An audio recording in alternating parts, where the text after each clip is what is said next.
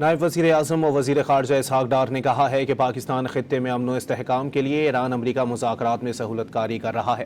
پاکستان اس ضمن میں اپنی کوششیں جاری رکھے گا۔ میڈیا قیاس آرائیوں سے گریز کرے اور سرکاری موقف کو ترجیح دے۔ نائب وزیر اعظم اسحاق ڈار کی زیر صدارت اہم اجلاس ہوا۔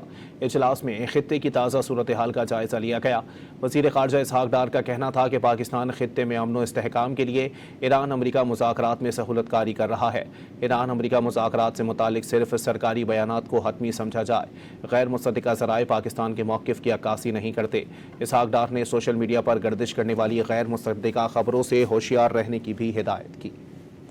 نائب وزیر اعظم و وزیر خارجہ اسحاق ڈار نے کہا ہے کہ پاکستان خطے میں امن و استحکام کے لیے ایران امریکہ مذاکرات میں سہولت کاری کر رہا ہے۔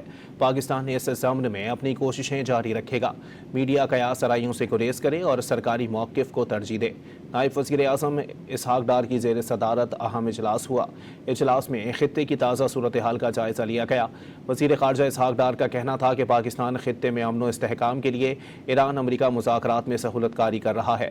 ایران امریکہ مذاکرات سے متعلق صرف سرکاری بیانات کو حتمی سمجھا جائے۔ غیر مصدقہ ذرائع پاکستان کے موقف کی عکاسی نہیں کرتے۔ اسحاق ڈار نے سوشل میڈیا پر گردش کرنے والی غیر مصدقہ خبروں سے ہوشیار رہنے کی بھی ہدایت کی۔